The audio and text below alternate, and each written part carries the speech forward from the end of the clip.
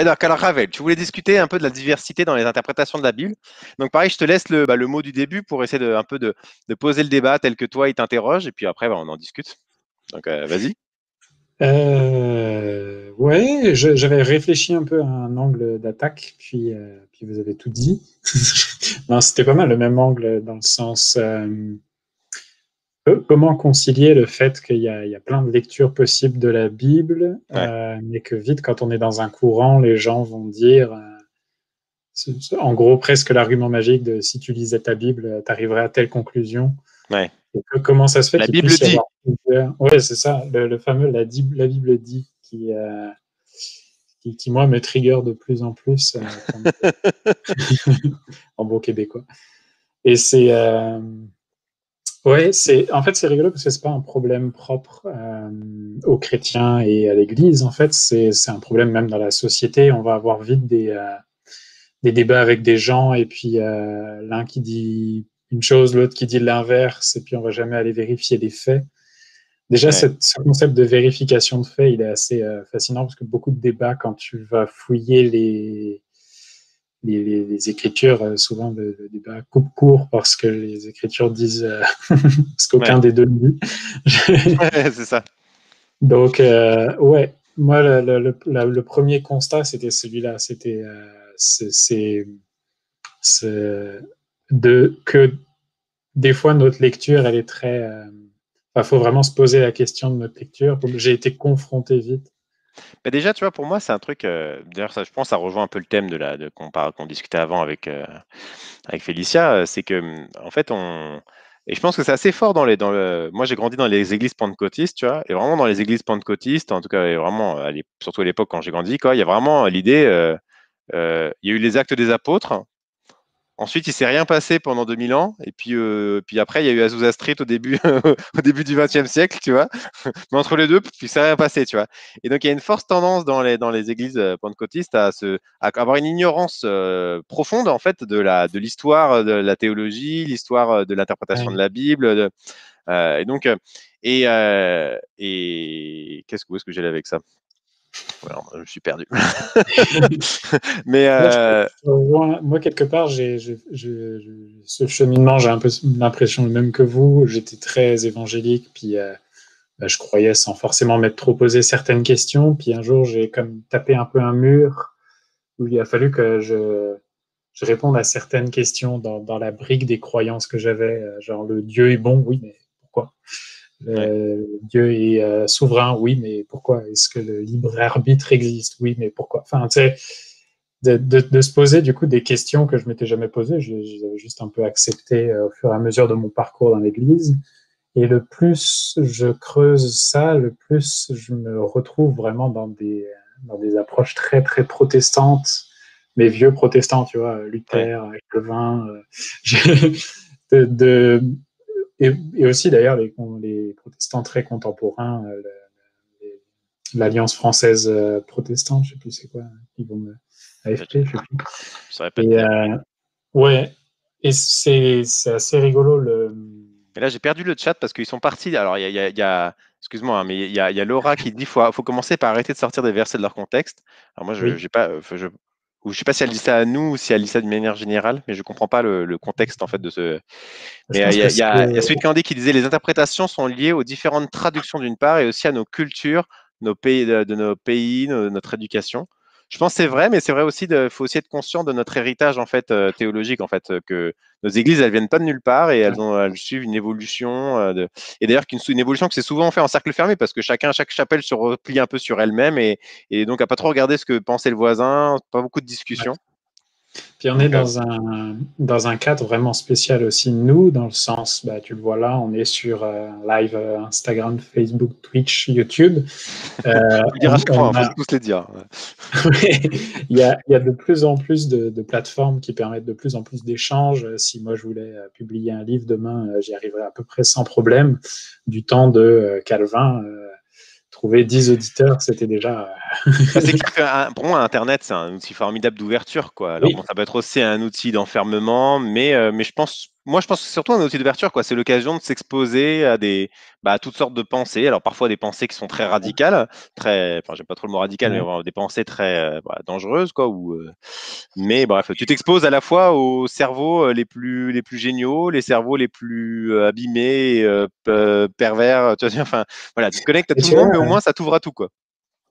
il y a un des points que je trouve qui est un bon point de départ, c'est j'ai pas l'impression qu'il existe une seule personne sur Terre, peut-être mis à part Jésus, qui ait une théologie parfaite, qui ait une Mm. compréhension parfaite de Dieu, et puis que son ouvrage, son texte, sa théologie, ce qu'il partage, en fait, soit parfait. Il y a des trucs où il va viser parfaitement juste, puis il y a des trucs à côté, ça peut être juste n'importe quoi. Et le plus je progresse dans ces trucs-là, le plus je rencontre des gens, je fais wow, c'est génial. Et puis le tweet suivant, c'est comme ah. Ouais. et en fait, bon, ça pose déjà une grosse question de pourquoi. Pourquoi il existe des milliers de théologiens, des très grands, des grandes pontes, que ce soit Luther, Calvin, Spurgeon, et aussi des théologiens, on va dire, que plus contemporains dans le sens, peut-être même vous, qui apportez une certaine vision de la Bible, donc une théologie, qui est suivie par moins de personnes que Luther, mais ce qui est rigolo, c'est que qu'on aille chercher dans peut-être même le plus grand théologien qui a existé, Paul, le premier qui a écrit quand même un Mhm. sacré ouvrage, jusqu'au tout dernier, c'est quelqu'un qui va écrire un tweet dans sa chambre de nos jours. Dans tous les cas, il faut avoir un sens critique vis-à-vis de ce qu'on lit, dans le sens aucun des deux n'aura forcément une écriture parfaite. Puis dans la communication humaine, c'est codé comme ça, il y aura forcément le message que la personne avait pensé, le message que la personne avait dit, le message que nous on a entendu et le message que nous on a compris. Donc il y a toujours ces différents trucs qui vont intervenir, qui vont... Mais tu sais, moi, un truc que je me suis rendu compte aussi, c'est que, alors bon, moi, j'ai grandi avec une mère bibliste, tu vois. Ma mère travaillait pour la Société biblique française, tu vois, littéralement, la Bible, enfin, elle l'a lu des centaines de fois. Euh, donc, c'est quelqu'un qui connaissait bien la Bible, tu vois, et moi, ce que je me rends compte, en fait, c'est que beaucoup de personnes ne connaissent pas la Bible. Enfin, même parfois, beaucoup de personnes n'ont jamais lu en entier, tu vois. Enfin, je suis pas, moi, j'ai dû la lire, peut-être 5 6 fois, tu vois, en entier, tu vois. Vraiment, enfin, je peux dire avec assurance que 5 6 fois, j'ai lu chaque passage de la Bible, tu vois. Ouais. Et non seulement j'ai lu comme ça, mais il y a aussi il y a aussi et pour moi, ça, c'est un truc, enfin, moi, c'est quelque chose qui m'a aidé à bouger, quoi. C'est que si tu te nourris juste de prédications, de petits bouts de versets par-ci, par-là, tu as l'impression de connaître la Bible, puis d'un coup, tu la lis, et puis tu te rends compte que des sujets qui étaient hyper importants pour toi, en fait, ils sont hyper minoritaires dans la Bible, tu vois, ça en parle très peu. Des sujets dont on Mhm. n'entend jamais parler, ça en parle tout le temps dans la Bible, tu vois. Par exemple, la question de la justice sociale, enfin, genre, quand tu passes au travers des prophètes, tu vois, les livres des prophètes, tu vois, je me souviens, j'avais un prof à l'école biblique qui appelait ça les pages collées de la Bible, parce que c'est des pages qu'on lit jamais, tu vois, c'est genre, on les prend par paquet, on les tourne d'un coup, on va dans le Nouveau Testament, tu vois. Mais quand tu lis les prophètes, là, ben genre, enfin, c'est genre la justice sociale, elle est partout, quoi. Enfin, et donc tu te rends compte, en fait, Sodome que, et Gomorre, j'ai l'impression que tout le monde en fait, par exemple, une histoire de péché sexuel, alors que quand tu lis, c'est clairement un péché qui est lié à l'accueil de l'étranger, qui est lié à la justice sociale, à tous ces concepts d'aider les pauvres, d'aider les étrangers, d'aider les migrants, d'aider les... Enfin, alors moi, ce qui me fait le marrer, c'est texte... parce que on sait très peu de choses en fait sur Ouais, la Sodome et Gomorre. On sait juste l'histoire, tu sais, de Lot et l'accueil, enfin, tu sais, les ouais. invités de Lot, et ils disent, oui, fais sortir ces gens-là que nous puissions coucher avec eux, tu vois. Et Mm. nous, on a mémorisé que le problème, c'est De l'homosexualité, tu vois. coucher. Le viol Genre, collectif, c'est pas peut-être grave, que le mais viol pas de collectif, coucher tu en vois, dehors du c'est genre, mais mariage. non, tu vois, si à la minute c'était un viol hétérosexuel, ça irait quoi. Mais vraiment, le péché de Bah, Sodome et d'ailleurs, Gomorre, c'est ce qui est proposé l'homosexualité, en tu vois. échange, c'est deux filles vierges. Tiens, Voilà, prends c'est les ça. filles à la place des gens que j'ai croisés dans la rue tout à l'heure. Ok, on fait plus Ah, ça bref. aujourd'hui. Enfin bon, Non, et non, mais ce c'est. Enfin, passage-là, il est très compliqué à comprendre. Enfin, non, je pour trouve le intéressant ce que tu dis comprendre, sur l'histoire c'est aussi la question de l'accueil de ouais, l'étranger. bah parce que ouais, le seul gars de la ville pour qui l'accueil de l'étranger est même plus important que la sécurité de sa famille, c'est le gars que Dieu va sauver. Tu sais, déjà, ça pose une question, quoi. Après, pour moi, c'est un passage très compliqué à comprendre. Il faut aller comprendre déjà le contexte de l'époque, de comment ça fonctionne dans l'histoire, le concept des bergers, d'hospitalité, Mhm. c'est quoi les lois de l'époque, d'où ça vient, comment est-ce que cette histoire nous a été racontée, qu'est-ce qu'on est censé en tirer. Et puis en fait, le plus tu vas creuser ça, le moins tu es sûr de tes certitudes. Et les Mais gens qui ont plus moi, de c'est pour ça que je trouve que certitudes. la discussion aujourd'hui, elle est beaucoup liée avec la première discussion qu'on a avec Félicia. C'est qu'en réalité, pour moi, le meilleur moyen de travailler son interprétation de la Bible, en fait, c'est de se confronter à des pensées qui sont euh, complètement opposées à la sienne. Tu vois, c'est de donc, tu vois, par exemple, c'est intéressant. Tu vois, il y a Ray Liré qui donne des exemples de passages qui sont diversement interprétés. Par exemple, il y a Matthieu 16, 18. Moi, je te dis, tu es Pierre, et sur cette pierre, je bâtirai mon église. Tu vois, ça, c'est par exemple, Ça serait à l'Église. des catholiques ici vont y voir l'institution papale, donc d'autres, et pas les protestants, hein, bien entendu. Donc, Et en même temps, tu vois, même si tu ne vois pas l'institution papale, tu regardes les premiers chrétiens, Pierre était pas mal le chef de la première église à Jérusalem. Puis, donc, pour être tu honnête, vois, je ne connais pas assez bien. Mais si vous êtes intéressé par ça, il y a notre invité je sais plus quelle heure suivant, là. qui a une chaîne YouTube fournie. Dans 15 minutes, David Vincent, en plus, il discute beaucoup avec des théologiens catholiques, entre autres Arnaud Dumouche. Il a Ouais. toute une discussion sur la papauté d'ailleurs. Donc, si vous voulez aller voir la chaîne de David, bah, vous la verrez. Il sera là dans 15 minutes. Il sera là avec nous. On va discuter ensemble. Donc, il y a aussi cette Ouais. question-là. Tu vois, je vous l'ai dit cette nuit-là. Il a donné un autre passage. Ouais. Que Attends. deux dans le même lit seront. Voilà, L'un deux sera personnes pris, sont dans l'autre le même non. lit, l'une sera prise et l'autre sera laissée, qui est cité souvent pour parler de l'enlèvement. Puis ce qui est intéressant aussi, bah, c'est quand tu t'intéresses un petit peu sur l'histoire de la théologie de l'enlèvement, tu te rends compte que c'est une histoire hyper récente en fait. En réalité, ça date du XXe siècle, cette croyance de l'idée de l'enlèvement, que l'Église va être enlevée, c'est très très récent. Donc, mais Et en même temps, tu vas avoir tout un courant d'interprétation qui va quand même être très. Ça va de gens très normaux à des gens qui croient à la planète X et puis à des trucs. Voilà, ça peut partir très loin, mais il il y y a a Rélieré qui dit ça faut date de construire Darby en gros, bah oui, c'est ça, ouais, exactement. faut construire une grosse théologie autour de ça aussi. Est-ce que c'est vrai? Est-ce que c'est faux? Est-ce que c'est bien? Est-ce que c'est mauvais? C'est assez intéressant comme débat dans le sens comment tu adresses ça? Comment tu progresses sur ces questions-là? On a Ouais. dit tout à l'heure, la première bonne chose à faire, c'est de toute façon d'y aller avec de la curiosité, de l'amour, pas de jugement, essayer de comprendre. Moi, je suis assez partisan du fait de pousser les autres à se poser les bonnes questions, à amener les autres chrétiens à se rapprocher de Dieu, mais pas à les pousser vers Dieu avec notre théologie, en fait. Enfin, Bah, pour moi, c'est. déjà, pour moi, la première chose, moi, quand je rentre dans un débat, mon but, c'est pas de convaincre l'autre, quoi. Même si j'avance mes arguments, mais moi, ce que j'attends de l'autre, c'est qu'il démonte mes arguments, tu vois, c'est tu vois. Et le problème, enfin, moi, je m'en fiche que les autres changent d'avis, entre guillemets. Enfin, en tout cas, c'est pas ma priorité. Moi, ce que je veux, moi, c'est moi approcher de la vérité. Mais pour ça, je rebondis sur quelque chose, c'est que je rebondis sur quelque chose que tu as dit. Ben, pour ça, il faut avoir une idée, une vision de la théologie en progression, en fait. Tu vois, que la vérité, c'est quelque chose Ouais. après laquelle après quoi on court, mais c'est pas quelque chose où on peut se dire, bah, j'ai la vérité, tu vois. Tu vois ce que je veux dire? Euh, J'en discutais il n'y a pas longtemps avec quelqu'un sur l'Ecclésiaste qui dit que la recherche de la sagesse est vaine, en fait. Que Ouais. quand tu cherches la sagesse, à la fin, tu arrives à un endroit et tu fais j'ai fait ça pour rien. C'est bon, mais le livre de l'Ecclésiaste est génial dans la Bible parce que ça m'arrive très fréquemment de rencontrer des chrétiens, même des chrétiens de longue date, qui font ah oui, j'ai déjà lu ça Ouais.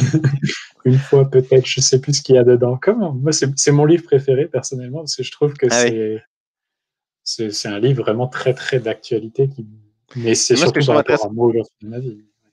et puis je pense qu'il y a aussi la croyance que l'écriture a, tu sais, a un message bien précis, entre guillemets, que un passage que moi j'aime beaucoup, enfin j'ai entendu plusieurs fois citer, Excuse-moi, c'est dans Proverbe. Tu sais, c'est de dire reprends le sot selon sa bêtise. Mhm. Ça me dit Dans deux quelque secondes. chose. Ah non, c'est ça, voilà, attends. Regarde. Juste 2 secondes, je vais partager mon écran. Eh oui, on peut faire des merveilles aujourd'hui avec les réseaux sociaux. Vous voyez ce que je vois ou pas? Ah non, pas encore. Hop, Ouais. tac. Voilà. Tu vois, et si c'est. Alors attends, hop là, je vais là.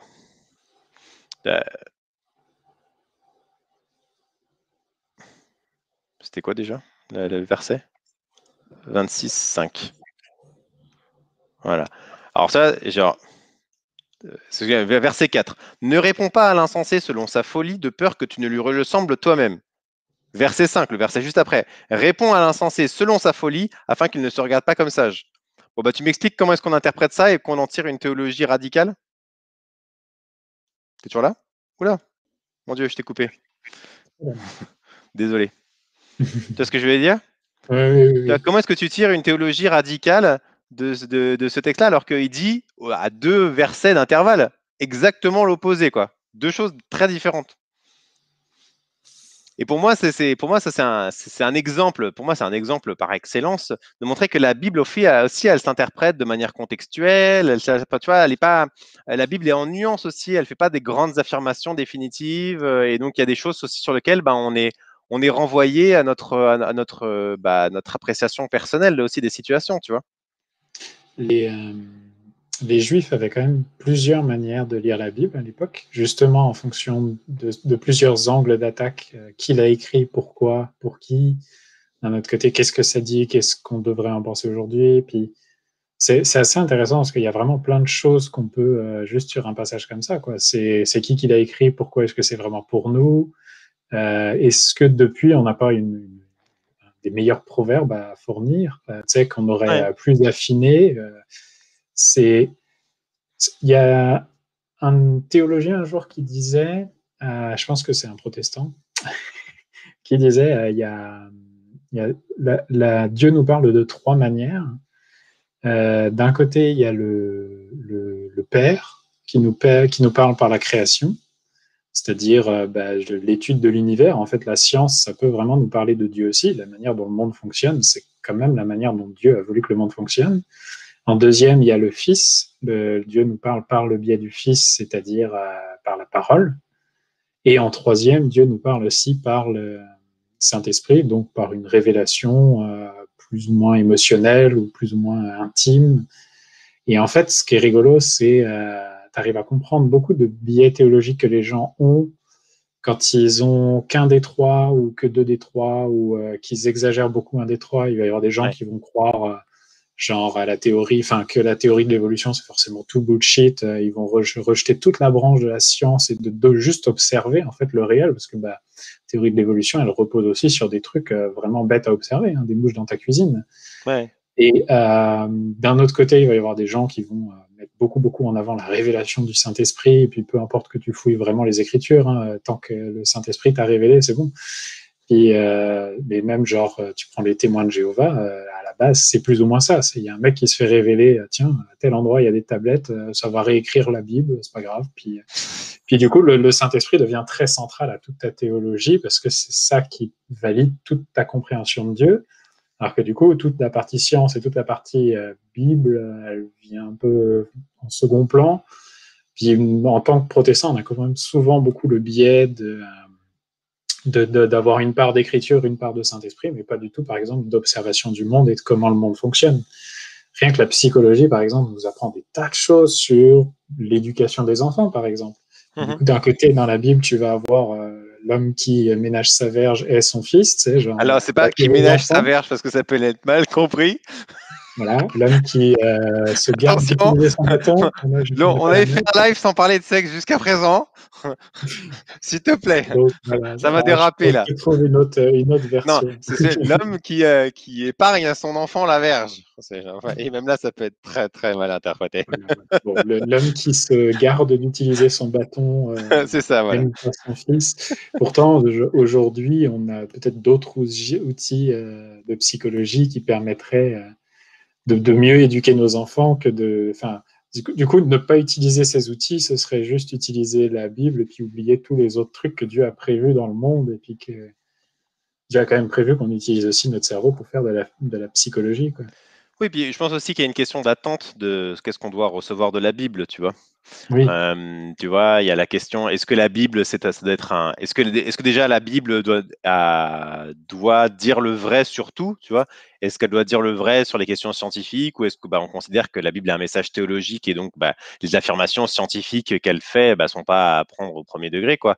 C'est pas grave, tu vois. Et donc, tu vois, il y a aussi je pense, les différentes interprétations de la Bible, c'est aussi ça, quoi. C'est aussi qu'est-ce qu'on attend de ce livre, qu'est-ce qu'on attend, qu'est-ce qu'on veut en retirer. Euh, pour moi, la Bible, elle a surtout un message théologique, tu vois. Et même là, oui, elle a un message théologique, elle nous informe sur qui est Dieu. Et même la question de. Il y a aussi des personnes qui verraient la Bible comme un code de loi, tu vois, qui dirait fais pas ci, fais pas ça. Alors que moi, je pense que la Bible nous amène plutôt à chercher l'esprit plutôt que la lettre, tu vois. tu Le vois, il but, y a c'est de comprendre le.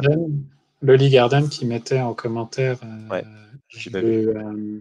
pour moi, la Bible est une base sur laquelle chercher percevoir la vérité.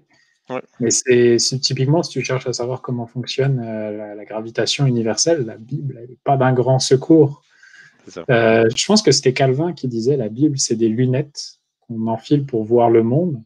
Mais en fait, du coup, genre, si tu prends cette approche-là, ça veut dire que tu vas observer la gravitation, comprendre des choses sur la gravitation, puis après, tu vas te poser des qu'est-ce que ça m'apporte dans ma vie, qu'est-ce que je dois en déduire. La Bible va t'aider à ça, va être un prisme qui va t'aider à avoir une lecture du monde. Mhm. Et la Bible n'est pas forcément la finalité de ta recherche de la vérité. La Bible est un des outils que tu utilises dans ta recherche de.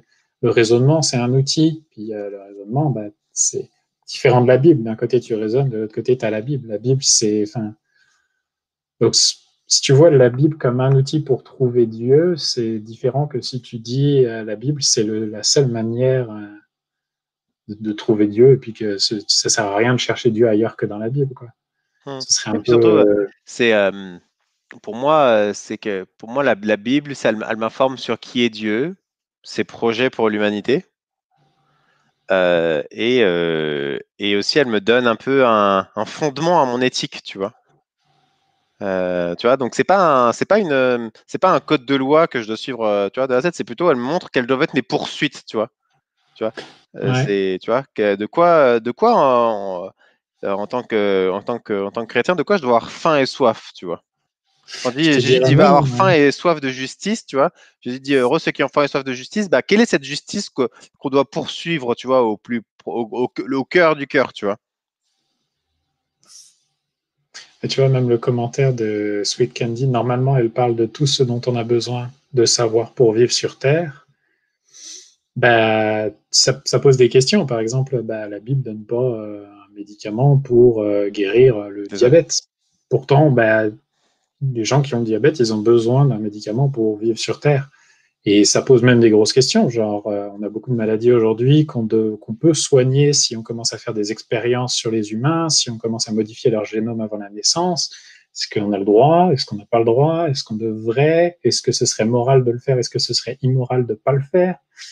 C'est, la Bible va t'aider à trancher ces questions-là, mais elle ne te donne pas vraiment la réponse toute cuite à ces questions-là. Ok. Mais c'est un outil pour creuser toutes ces questions-là. Ouais, non, Moi, mais ouais, je suis d'accord, hein. je te rejoins, je dirais même qu'aujourd'hui, j'ai plein de niveaux de lecture de la Bible. Mhm. Dans certains cas, la Bible, elle a un message très direct. Hein, quand tu regardes les messages que Jésus a transmis quand il était sur Terre, c'est quand même des messages assez directs de ce que Dieu attend de nous. C'est pas si éthéré, lointain que ça. Par contre, quand tu lis des trucs plus vieux ou certains prophètes, tu vois plus qu'est-ce que ces prophètes-là avaient appris de Dieu, comment eux cherchaient Dieu, qu'est-ce que Dieu leur disait, qu'est-ce que Dieu leur disait pas. Des fois, tu as quand même plus, la Bible te donne ce que l'humanité, en fait, c'est un work in progress de l'humanité qui cherche Dieu, tu vois. Mhm. Tu peux aussi le voir de plein de manières différentes. Oui, tu peux. Après, là, si vous voulez, moi, je trouve qu'il y a une discussion que j'ai trouvée très intéressante. Je ne sais pas si vous connaissez la chaîne du Dieu de la philo. Tu connais, toi, j'imagine? Ça me dit quelque chose. Attendez, je vais vous montrer ça. Et je pense qu'on pourra finir là-dessus, parce que puis même si toi, tu l'as pas Ouais. vu, je peux te le recommander. Qui était une discussion super intéressante sur les. Alors, attends. Philo, interprétation, ou écriture, je pense. On va être pas mal bon.